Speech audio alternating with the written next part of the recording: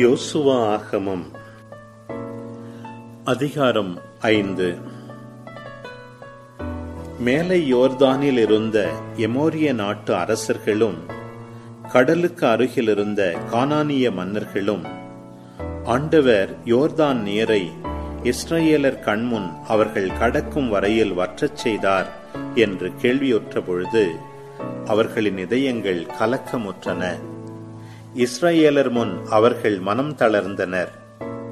அப்பொழுது ஆண்டவர் யோசுவாவிடம், கற்களால் கத்திகள் செய்து கொள், இஸ்ரவேலருக்கு மீண்டும் விருத்த சேதனம் செய் என்றார்.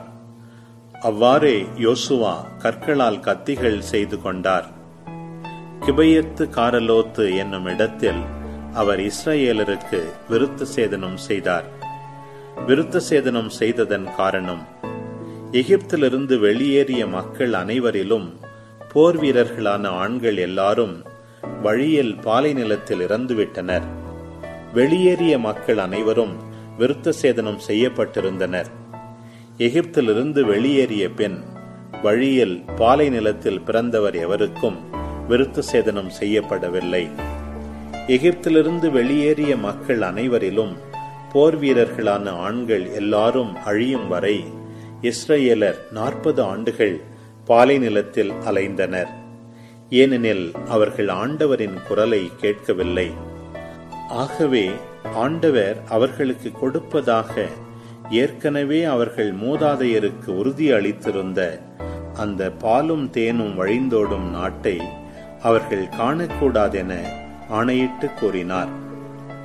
அழிந்தவர்களுக்கு பதிலாக அவர்களின் பிள்ளைகளுக்கு யோசுவா விருத்த சேதனம் செய்தார். ஏனெனில் வழியில் அவர்களுக்கு விருத்த சேதனம் செய்யப்படவில்லை.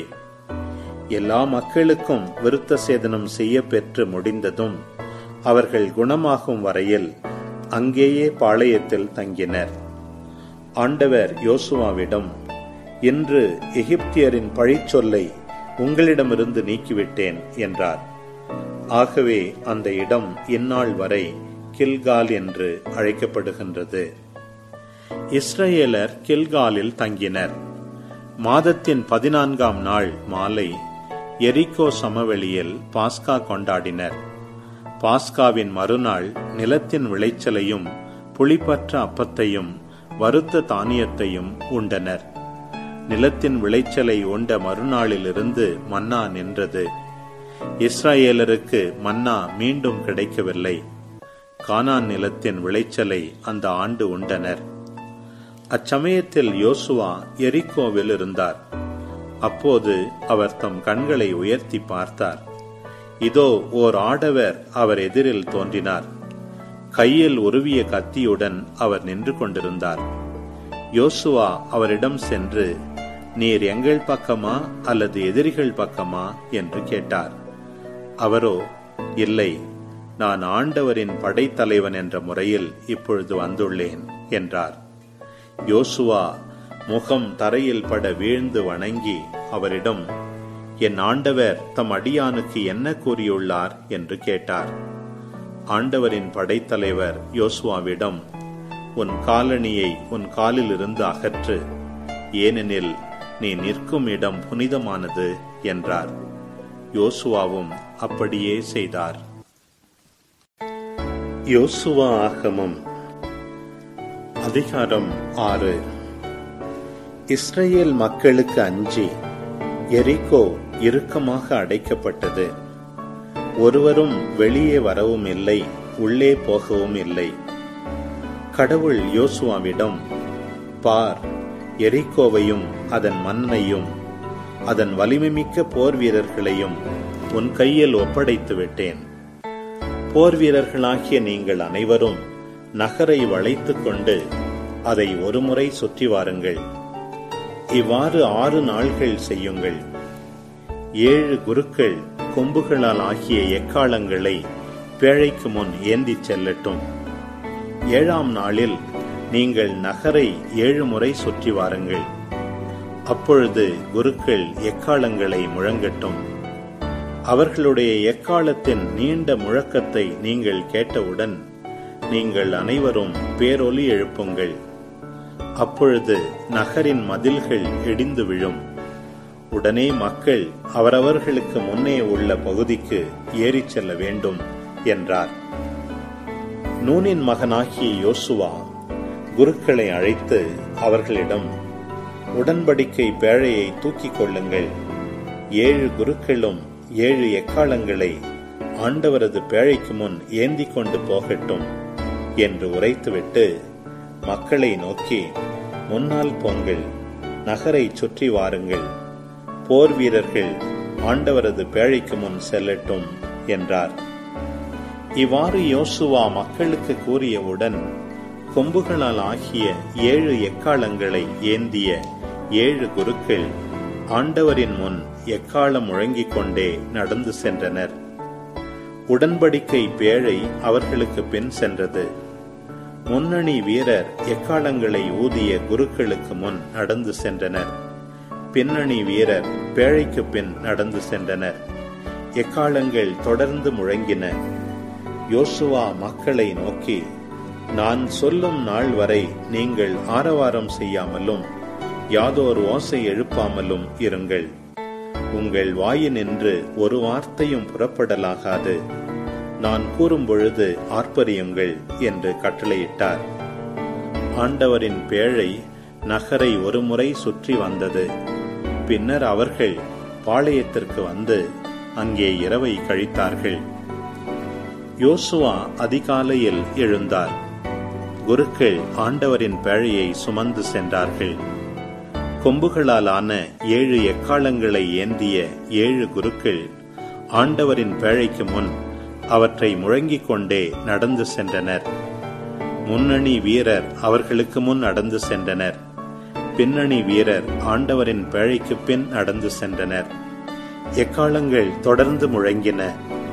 2ஆம் நாளிலும் அவர்கள் நகரை ஒருமுறை சுற்றி வந்தனர். பின்னர் பாளையத்திற்கு திரும்பினர். இவ்வாறு 6 நாள்கள் செய்தனர். 7ஆம் நாள் வைகரையில் அவர்கள் எழுந்து முன்போலவே நகரை 7 முறை சுற்றி வந்தனர். அன்று மட்டும் நகரை 7 முறை சுற்றி வந்தனர். 7ஆவது முறை குருக்கள் எக்காளங்களை முழங்குகையில் யோசுவா மக்களிடம், இப்பொழுது ஆரவாரம் செய்யுங்கள், ஏனெனில் ஆண்டவர் உங்களிடம் நகரை ஒப்படைத்து விட்டார். நகரும் அதனுள் இருக்கும் அனைத்தும் ஆண்டவருக்குரியன, ஆகவே அவை அழிவுக்குரியன. விலைமாது ராக்காவும் அவருடன் வீட்டில் உள்ள அனைவரும் உயிருடன் இருப்பர், ஏனெனில் நாம் அனுப்பிய போர் வீரர்களை அவர் ஒளித்து வைத்தார். நீங்கள் அழிந்து போகாதபடி கைப்பற்றிய பொருள்களிலிருந்து விலகி நில்லுங்கள். நீங்கள் அழிவுக்குரியவற்றிலிருந்து எதையாவது கவர்ந்தால் இஸ்ரவேலின் பாளையத்தையும் அழிவுக்குரியதாக்கி கலங்கச் செய்வீர்கள். எல்லா வெள்ளியும் பொன்னும் வெண்கல இரும்பு பாத்திரங்களும் ஆண்டவருக்கு புனிதமானவை, எனவே ஆண்டவரின் கருவூலத்தை சேரும் என்றார். மக்கள் ஆரவாரம் செய்தனர். எக்காளங்கள் முழங்கின. எக்காளத்தின் ஓசையை கேட்ட மக்கள் பேரொலி எழுப்பினர். மதில் இடிந்து விழுந்தது. மக்கள் நகரினுள் நுழைந்தனர். அவர்கள் ஒவ்வொருவரும் அவரவர்களுக்கு முன்னிருந்த பகுதியை தாக்கி நகரை கைப்பற்றினர். நகரில் இருந்த அனைத்தையும் அழித்தனர். ஆண், பெண், இளைஞர், முதியோர், ஆடு, மாடு, கழுதை அனைத்தையும் வாள்முனையால் அழித்தனர். நாட்டை உளவு பார்த்த 2 பேரிடம் யோசுவா, விலைமாதின் வீட்டுக்குச் செல்லுங்கள், அவருக்கு வாக்களித்தபடி அங்கிருந்து அப்பெண்ணையும் அவருக்குரிய அனைத்தையும் வெளியே கொண்டு வாருங்கள் என்றார். உளவு பார்த்த இளைஞர்கள் சென்றனர். ராக்காபையும் அவர் தந்தையையும் தாயையும் அவர் சகோதரர்களையும் அவருக்கிருந்த அனைத்தையும் வெளியே கொண்டு வந்தனர். அவருடைய உறவினர்களையும் அழைத்து வந்தனர். அவர்களை இஸ்ரவேலின் பாளையத்திற்கு வெளியே தங்கச் செய்தனர். நகரையும் அதனுள் இருந்த அனைத்தையும் நெருப்பிலிட்டு எரித்தனர். வெள்ளியையும் பொன்னையும் வெண்கல இரும்பு பாத்திரங்களையும் மட்டுமே ஆண்டவரது வீட்டின் கருவூலத்தில் சேர்த்தனர். விலைமாது ராக்காபையும் அவர் தந்தையின் வீட்டாரையும் அவரை சார்ந்த அனைவரையும் யோசுவா உயிருடன் காப்பாற்றினார். அவர் இஸ்ரவேல் நடுவில் இன்று வரை வாழ்கின்றார். ஏனெனில் எரிகோவை உளவு பார்க்க அனுப்பப்பட்ட தூதர்களை அவர் ஒளித்து வைத்தார். அச்சமயம் யோசுவா எழுந்து, எரிகோ என்னும் இந்நகரை மீண்டும் கட்டும் மனிதன் சபிக்கப்பட்டவன். அவன் கடைக்கால் இடுகையில் தன் முதல் மகனையும் அதன் வாயிற்கால்களை இடுகையில் தன் கடைசி மகனையும் இழப்பான் என்றார். ஆண்டவர் யோசுவாவுடன் இருந்தார். அவரது புகழ் நாடு முழுவதும் பரவிற்று. யோசுவா ஆகமம் அதிகாரம் 7. இஸ்ரவேல் மக்கள் அழிவுக்குரியவை பற்றிய கட்டளையை மீறினார்கள். யூதா குலத்தை சார்ந்த செராகின் மகனாகிய சபதியின் மகன் கர்மிக்கு பிறந்த ஆக்கான் என்பவன் அழிவுக்குரியவற்றிலிருந்து சிலவற்றை கவர்ந்து கொண்டான். இஸ்ரவேல் மக்கள் மீது ஆண்டவர் சினம் மூண்டது. பெத்தேலுக்கு கிழக்கே பெத்தாவியனுக்கு அருகில் இருந்த ஆயி என்னும் நகருக்கு எரிகோவிலிருந்து யோசுவா ஆள்களை அனுப்பினார். அவர்களிடம், சென்று நாட்டை உளவறிந்து வாருங்கள் என்றார். அவர்கள் சென்று ஆயி நகரை உளவறிந்தார்கள். அவர்கள் திரும்பி வந்து யோசுவாவிடம், மக்கள் எல்லாரையும் அனுப்ப வேண்டாம், 2000 அல்லது 3000 பேர் சென்று ஆயி நகரை தாக்கட்டும். மக்கள் எல்லாரும் அங்கு சென்று களைப்படைய வேண்டாம், ஏனெனில் அங்குள்ளவர்கள் சிலரே என்றனர். அவ்வாறே மக்களிலிருந்து 3000 பேர் சென்றனர். ஆனாலும் அவர்கள் ஆயி நகரின் ஆள்களுக்கு முன் தோற்று ஓடினார்கள். ஆயி நகரின் ஆள்கள் நகரின் வாயிலிலிருந்து செபாரிம் வரை அவர்களை துரத்திச் சென்று மலைச்சரிவில் அவர்களில் 36 பேரை கொன்றார்கள். எனவே மக்களின் நெஞ்சம் உறுதி இழந்து தண்ணீர் போலானது. யோசுவா தம் ஆடைகளை கிழித்துக் கொள்ள, அவரும் அவருடன் இஸ்ரவேலின் முதியோரும் ஆண்டவரின் பேழைக்கு முன் மாலை வரை தரையில் முகம் குப்புற விழுந்து கிடந்தனர். தம் தலை மீது புழுதியை போட்டுக்கொண்டனர். யோசுவா, ஐயோ என் தலைவராகிய ஆண்டவரே, மக்களை எமோரியர் கையில் ஒப்படைத்து அழிப்பதற்காகவா யோர்தானை கடக்குமாறு செய்தீர்? நாங்கள் யோர்தானுக்கு அப்பாலேயே மனநிறைவோடு தங்கியிருந்திருக்க வேண்டும். என் ஆண்டவரே, இஸ்ரவேலர் தங்கள் எதிரிகளின் முன் புறமுதுகிட்டு ஓடிவிட்டார்களே. நான் இப்போது என்ன சொல்வேன்? கனானியரும் நாட்டில் வாழும் அனைவரும் இதை கேட்டு எங்களை சூழ்ந்து கொண்டு எங்கள் பெயரை உலகிலிருந்தே அழித்து விடுவார்களே. அப்போது உமது பெருமைமிக்க பெயரை காக்க என்ன செய்வீர் என்றார். ஆண்டவர் யோசுவாவிடம், எழுந்திரு, ஏன் முகம் குப்புற விழுந்து கிடக்கின்றாய்? இஸ்ரவேலர் பாவம் செய்தனர். நான் அவர்களுடன் செய்த உடன்படிக்கையை மீறிவிட்டனர். அவர்கள் அழிவுக்குரியவற்றிலிருந்து எடுத்துக்கொண்டனர், களவு செய்தனர், வஞ்சித்தனர், அவற்றை தங்கள் பொருள்களுடன் சேர்த்து கொண்டனர். ஆகவேதான் இஸ்ரவேல் மக்கள் தங்கள் எதிரிகளின் முன் நிற்க முடியவில்லை, புறமுதுகிட்டு ஓடினர். அவர்கள் அழிவுக்குரியவர்கள். உங்கள் நடுவிலிருந்து அழிவுக்குரியவற்றை நீங்கள் அழிக்காவிடில் நான் இனி உங்களுடன் இருக்க மாட்டேன். எழுந்திரு, மக்களை புனிதமாக்கு, நாளைய தினம் உங்களை தூய்மைப்படுத்திக் கொள்ளுங்கள் என்று கூறு.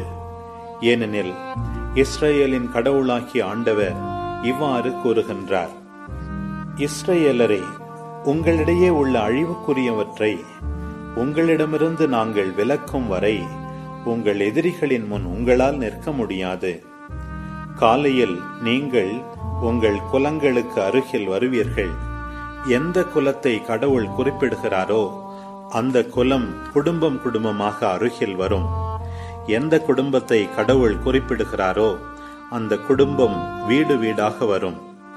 எந்த வீட்டை குறிப்பிடுகின்றாரோ அந்த வீட்டார் ஆள் ஆளாக வருவர். அழிவுக்குரியவற்றுடன் பிடிபடுபவனும் அவனுடையது அனைத்தும் நெருப்பில் எரிக்கப்படும். ஏனெனில் அவன் ஆண்டவரின் உடன்படிக்கையை மீறி இஸ்ரவேலுக்கு தீமை செய்தான் என்றார். யோசுவா காலையில் எழுந்து இஸ்ரவேலை குலம் குலமாக முன்னே வரச் செய்தார். யூதா குலம் பிடிபட்டது. எனவே அவர் யூதா குலத்தை முன்னே வரச் செய்தார். செராகின் குடும்பம் பிடிபட்டது. ஆகவே அவர் செராகின் குடும்பத்தை வீடு வீடாக முன்னே வரச் செய்தார். சபதி வீடு பிடிபட்டது. அவனது வீட்டாரை ஆள் ஆளாக முன்னே வரச் செய்தார். செராகின் மகனாகிய சபதியின் மகன் கர்மிக்கு பிறந்த ஆக்கான் பிடிபட்டான். அவன் யூதா குலத்தை சார்ந்தவன். யோசுவா ஆக்கானிடம், என் மகனே, இஸ்ரவேலின் கடவுளாகிய ஆண்டவருக்கு மாட்சி செலுத்தி அவருக்கு நன்றி கூறு. நீ என்ன செய்தாய் என்பதை எனக்கு சொல், என்னிடமிருந்து மறைக்காதே என்றார். ஆக்கான் யோசுவாவுக்கு மறுமொழியாக, உண்மையில் நான் இஸ்ரவேலின் கடவுளாகிய ஆண்டவருக்கு எதிராக பாவம் செய்தேன். நான் செய்தது இதுவே: அழிவுக்குரியவற்றுள் ஓர் அழகான பாபிலோனிய மேலாடையையும் 1 கிலோ 300 கிராம் வெள்ளியையும் 575 கிராம் தங்க கட்டியையும் கண்டேன். அவற்றின் மீது ஆசை வைத்து அவற்றை எடுத்துக்கொண்டேன். எனது கூடாரத்திற்குள் வெள்ளி அடிப்பகுதியில் இருக்க அவற்றை தரையில் புதைத்து வைத்துள்ளேன் என்றான். யோசுவா தூதரை அனுப்பினார். அவர்கள் கூடாரத்திற்குள் விரைந்து சென்றனர். இதோ, வெள்ளி அடிப்பகுதியில் இருக்க அவை அவனது கூடாரத்திற்குள் தரையில் புதைக்கப்பட்டிருந்தன. அவர்கள் கூடாரத்திலிருந்து அவற்றை கைப்பற்றினர். அவர்கள் அவற்றை யோசுவாவிடமும் எல்லா இஸ்ராயேல் மக்களிடமும் கொண்டு வந்து ஆண்டவர் திருமுன் பரப்பி வைத்தனர். செராகின் மகன் ஆக்கான் வெள்ளி, மேலாடை, தங்கக்கட்டி, அவனுடைய புதல்வர் புதல்வியர், அவனுடைய மாடு, கழுதை, ஆடு, கூடாரம் ஆகிய அவனுக்கிருந்த அனைத்தையும் யோசுவா கைப்பற்றி அவர்களோடு எல்லா இஸ்ராயேல் மக்களையும் ஆக்கோர் பள்ளத்தாக்கிற்கு கூட்டி வந்தார். யோசுவா, ஏன் நீ எங்களுக்கு தொல்லை வருவித்தாய்? இன்றே ஆண்டவரும் உனக்கு தொல்லை வருவிப்பார் என்றார். இஸ்ரவேல் மக்கள் அனைவரும் அவனை கல்லால் எறிந்து கொன்றனர். அப்பொருள்களை தீக்கிரையாக்கி அவனை சார்ந்தவர்களை கல்லால் எறிந்து கொன்றனர். அவன் மீது ஒரு பெரும் கற்குவியல் எழுப்பினர். அது இந்நாள் வரை உள்ளது. ஆண்டவர் தம் கடுஞ்சினத்தை தணித்து கொண்டார். ஆதலால் இந்நாள் வரை அவ்விடத்தின் பெயர் ஆக்கோர் பள்ளத்தாக்கு என அழைக்கப்படுகின்றது. திருப்பாடல் 125. ஆண்டவர் மீது நம்பிக்கை வைத்துள்ளோர் சீயோன் மலைபோல் என்றும் அசையாது இருப்பர். எருசலேமை சுற்றிலும் மலைகள் இருப்பது போல ஆண்டவர் இப்போதும் எப்போதும் தம் மக்களை சுற்றிலும் இருப்பார். நல்லார்க்கென ஒதுக்கப்பட்ட நாட்டில் பொல்லாரின் ஆட்சி நிலைக்காது. இல்லையெனில் நல்லாரும் பொல்லாதது செய்ய நேரிடும். ஆண்டவரே, நல்லவர்களுக்கும் நேரிய இதயமுள்ளவர்களுக்கும் நீர் நன்மை செய்தருளும். கோணல் வழி நோக்கி திரும்புவோரை ஆண்டவர் தீயவரோடு சேர்த்து இழுத்துச் செல்வார். இஸ்ரவேலுக்கு நலம் உண்டாவதாக.